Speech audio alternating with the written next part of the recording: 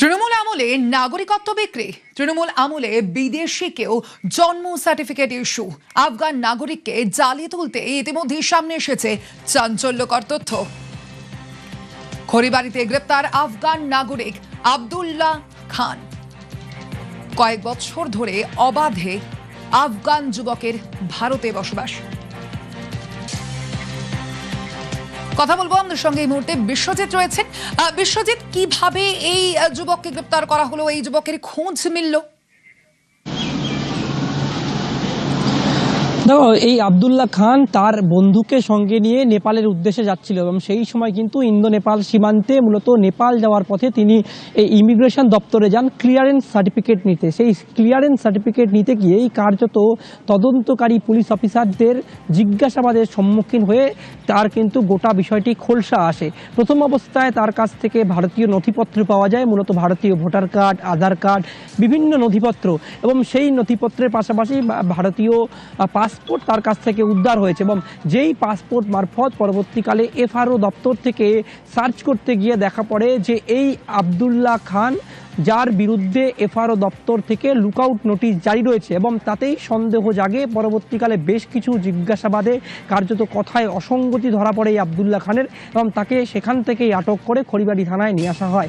এবং বিভিন্ন জিজ্ঞাসাবাদ, বিভিন্ন এজেন্সির জিজ্ঞাসাবাদে কার্যত এই কথা পরিষ্কার যে এই আব্দুল্লাহ খান আফগানিস্তানের নাগরিক। দীর্ঘদিন ধরে হাওড়ার শিবপুরে তিনি কিন্তু বসবাস করছিলেন, এবং সেই সুবাদে 2018 সালে ভোটার কার্ড, আধার কার্ড সহ একাধিক নথিপত্র যেমন তিনি করেছেন, তার জন্ম সার্টিফিকেট তার কাছ থেকে উদ্ধার হয়েছে। এবং যেই জন্ম সার্টিফিকেটের ইস্যু ডেট রয়েছে 2021 সালের 1 ডিসেম্বর, যেটি একেবারে কলকাতা মিউনিসিপ্যাল কর্পোরেশন থেকে কার্যত সেই জন্ম সার্টিফিকেট ইস্যু করা হয়েছে বলে আমরা পুলিশ সূত্রে জানতে পারছি।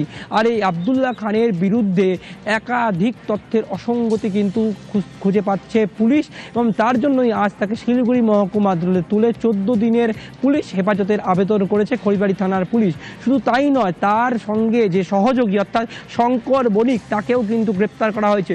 এই শঙ্কর বণিক দত্তাবাদের বাসিন্দা এবং দীর্ঘদিন ধরে এই আব্দুল্লাহ খানের সহযোগী হিসাবে কাজ করত। মূলত সুদের ব্যবসার দুজনে বলেছিল, যেটা আমরা পুলিশ সূত্রে জানতে পারছি। এবং সেই আব্দুল্লাহ খানের পাশাপাশি এই শঙ্কর বণিকের কিন্তু বাংলাদেশের সঙ্গেও যোগাযোগ রয়েছে, যেটা পুলিশ সূত্র মারফত আমরা খবর পাচ্ছি। শুধু তাই নয়, এই আব্দুল্লাহ খান পাকিস্তানের সঙ্গেও তেমনি তার যোগাযোগ রয়েছে, কারণ তার স্মার্টফোনে যে সমস্ত নাম্বার পাওয়া গিয়েছে তাতে পাকিস্তানি নাম্বার কিন্তু রয়েছে, যেটা পুলিশ সূত্রে পুলিশের জিজ্ঞাসাবাদে তিনি কিন্তু স্বীকার করেছেন। যদিও তার সঙ্গে আর কি ধরনের সম্পর্ক রয়েছে তা কিন্তু ইতিমধ্যে তদন্তের বিষয়। কারণ তুমি জানো, যেখান থেকেই এই আব্দুল্লাহ খানকে গ্রেপ্তার করা হয়েছে তা মূলত চিকেন নেকের গুরুত্বপূর্ণ অংশ ইন্দো নেপাল সীমান্তের খড়িবাড়ি এলাকা, এবং যে এলাকা দিয়ে ভারত নেপাল যারা বসবাসকারী বাসিন্দা তাদের কিন্তু অবাধে এক দেশ থেকে অন্য দেশ আসতে পারে। শুধুমাত্র ভারতীয় নথিপত্র দেখালেই দুই দেশের মধ্যে বন্ধুত্বপূর্ণ সম্পর্কের ভিত্তিতে দুই দেশের মধ্যে যোগাযোগ স্থাপন রয়েছে। সেক্ষেত্রে এই আব্দুল্লাহ খান ক্লিয়ারেন্স সার্টিফিকেট নিতে গিয়ে কিন্তু তিনি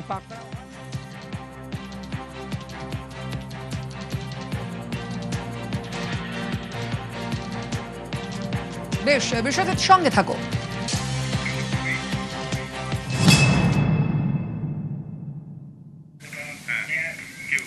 তৃণমূল আমলে টাকা দিলেই হাতে ভোটার আধার, ধৃত আফগান যুবকের কাছে আধার ভোটার কার্ড মিলল।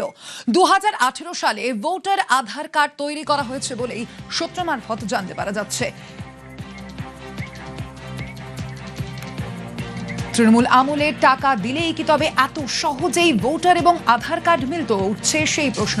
কথা বলবো, আমাদের সঙ্গে রয়েছেন বিশ্বজিৎ। বিশ্বজিৎ, এই যে ভোটার কার্ড, আধার কার্ড মিলা এতটাই সহজে ছিল, এইটা আমরা দেখতেই পাচ্ছি, একাধিক ঘটনা ইতিমধ্যেই সামনে আসছে। কিন্তু এই যে ব্যক্তি, অর্থাৎ এই আফগান যুবকের খোঁজ ইতিমধ্যে পাওয়া গিয়েছে, তার হাতে কবে, কিভাবে সেই ভোটার বা আধার কার্ড পেল? দেখো, অবশ্যই পুরো বিষয়টা পুলিশ আধিকারিকরা তদন্ত করছে। তবে এই কথা পরিষ্কার যে টাকার বিনিময়ে জাল পদ্ধতি আশ্রয় করে এই আব্দুল্লাহ খান তিনি তার নথিপত্র পেয়েছেন। একবারে ভারতীয়, আফগানিস্তান ছেড়ে ভারতীয় হওয়ার সুবাদ নিয়ে কার্যত তিনি এই নথিপত্র জোগাড় করেন। এবং এই নথিপত্রের ক্ষেত্রে দেখা যায় যে 2018 সালে তিনি তার বেশ কিছু নথিপত্র অর্থাৎ ভোটার, ড্রাইভিং লাইসেন্স, আধার কার্ড তা 2018 সালে তৈরি হয়। কিন্তু আশ্চর্যজনকভাবে তিনি কিন্তু তার যে জন্ম সার্টিফিকেট তা 2021 সালে ইউজ করেন। শুধু তাই নয়, তার ভারতীয় পাসপোর্টও রয়েছে, যে পাসপোর্ট কিন্তু কার্যত সন্দেহ বাড়াচ্ছে। এই পাসপোর্ট নিয়ে তিনি কিন্তু বাংলাদেশ পাকিস্তান অবধি গিয়েছেন, যেটা পুলিশ সূত্রে আমরা জানতে পারছি। যদিও এই আবদুল্লাহ খান সীমান্ত এলাকায় কেন তিনি এই ইন্দো নেপাল সীমান্ত রুট ব্যবহার করছিলেন, এটা পুলিশ জিজ্ঞাসাবাদে তিনি জানিয়েছেন যে তিনি থাইল্যান্ড যাচ্ছিলেন।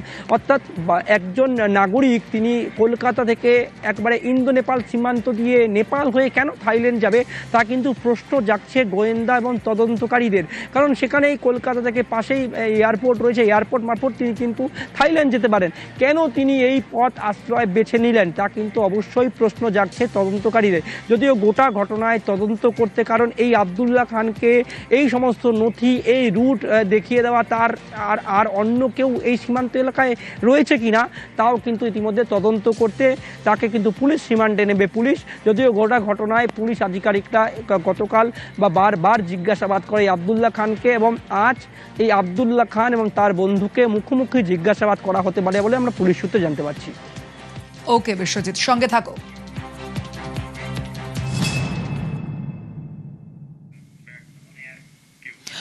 পানিট্যাঙ্কির রানীগঞ্জ অভিবাসন দপ্তরে জালে বিদেশি ফরেনার্স রিজিওনাল রেজিস্ট্রেশন অফিসে লুকআউট নোটিশ জারি।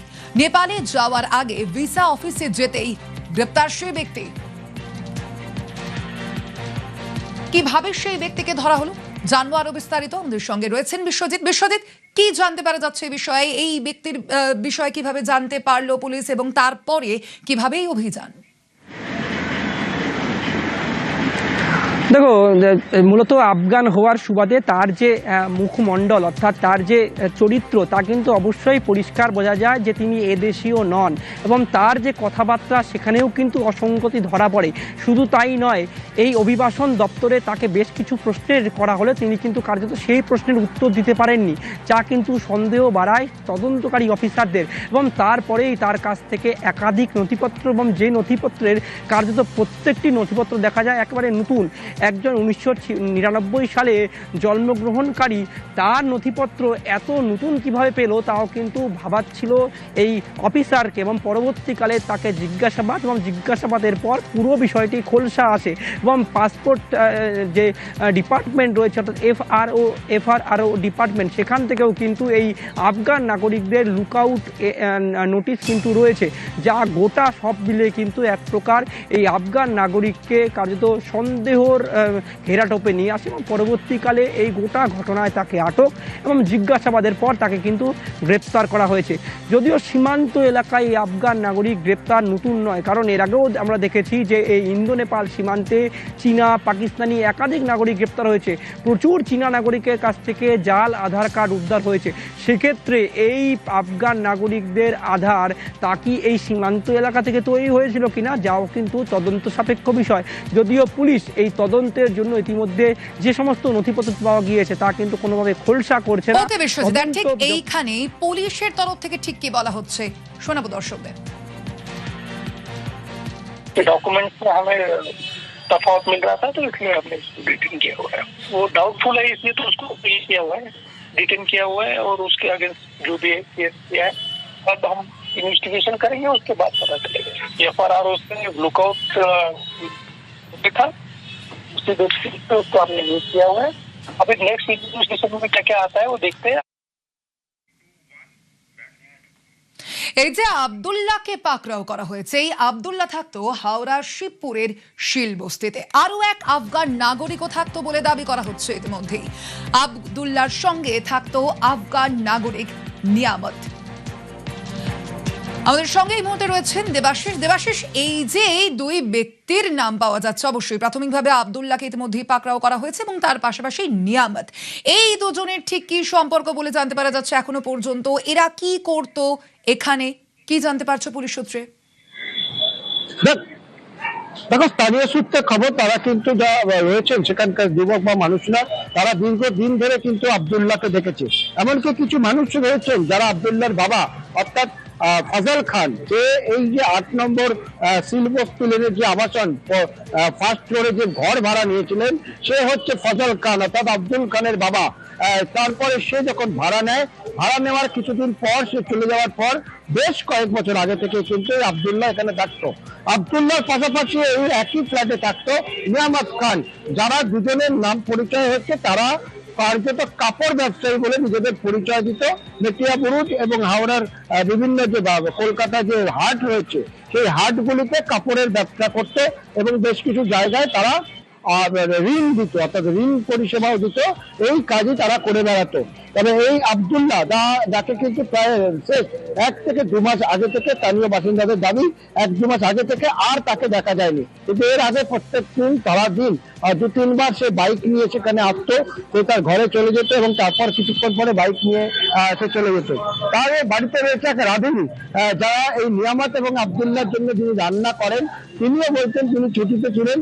আজকেই তিনি ফিরেছেন, ফিরে সকাল থেকে আর আব্দুল্লাহকে তিনি দেখতে পাননি। তবে নিয়ামত ছিল, নিয়ামত তাকে দেখে নিয়ামত সে তার নিজের কাজে চলে যায়। তবে এখনো পর্যন্ত সেই নিয়ামত আর ফিরে আসেনি। তবে এই আব্দুল্লাহ বাবা তিনি কিন্তু প্রথম এখানে এসেছিল এবং তার হাত ধরে এই আব্দুল্লাহ সে এখানে প্রবেশ করে। কিন্তু তারা যে ভিসা নিয়ে এসেছিল সেই ভিসার মেয়াদ শেষ হওয়ার পরেও তারা কিন্তু আফগানিস্তানে ফেরত যায়নি। তারপর থেকেই কিন্তু এই আব্দুল্লাহকে খোঁজ খবর করা হচ্ছিল এবং আব্দুল্লাহর বিরুদ্ধে একটি লুকআউট নোটিশ জারি করা হয়েছিল, যার ভিত্তিতে কিন্তু গ্রেপ্তার করা হয়েছে এই আব্দুল্লাহকে। আব্দুল্লাহর বিরুদ্ধে একাধিক অভিযোগ আছে কি না আছে, কি কি অভিযোগ ছিল, সে কি করতে, পুরো বিষয়টা এই ঘটনার প্রকাশ্যে আসার পর শিবপুর থানা কিন্তু তদন্ত শুরু করেছে। তবে আব্দুল্লাহ প্রথম নয়, আমরা জানি যখন এসআইআর চলছিল সেই সময় 2 আফগান নাগরিক তারাও কিন্তু একই অভিযোগে গ্রেপ্তার হয়েছিল হাওড়া সিটি পুলিশের হাতে। তারাও কিন্তু এই কাপড় ব্যবসার সঙ্গে যুক্ত থাকতো। শিবপুর অঞ্চলে একাধিক আফগান বাসিন্দা যারা কিন্তু এখানে কাজকর্মের জন্য আসেন, পরবর্তীকালে তাদের ভিসার মেয়াদ শেষ হয়ে গেলে তারা চলে যান। ফলে বেশ কিছু মানুষ তারা লুকিয়ে চুরিয়ে সেখানে থেকে যান, তাদের বিরুদ্ধে কিন্তু এই লুকআউট নোটিশ তৈরি হয়। এবং যেটা ঘটনা ঘটেছিল আজ থেকে এসআইআর এর সময়, যখন আব্দুল্লাহর মতন আরো এক আফগানিকে গ্রেপ্তার করেছিল হাওড়া সিটি পুলিশ, এরপর আব্দুল্লাহ খান গ্রেপ্তার। এরপরেই কিন্তু সজাগ হচ্ছে সেখানকার মানুষজনেরা। তার কারণ এই ঘটনায় কার্যত তারা আতঙ্কিত। তার কারণ আমরা জানি হাওড়া শহরে পিলখানার মতন জায়গায় একেবারে বেলিলিয়াস রোড, এখানে একেবারে টেররিস্ট গ্রেপ্তার হয়েছে, তাদের সঙ্গে যোগাযোগ থাকার হচ্ছে। তারপরে এরকম ভাবে আব্দুল্লাহর অ্যারেস্ট, যা নিয়ে কিন্তু যথেষ্ট আতঙ্কিত এলাকার মানুষজন। ওকে দেবাশিস।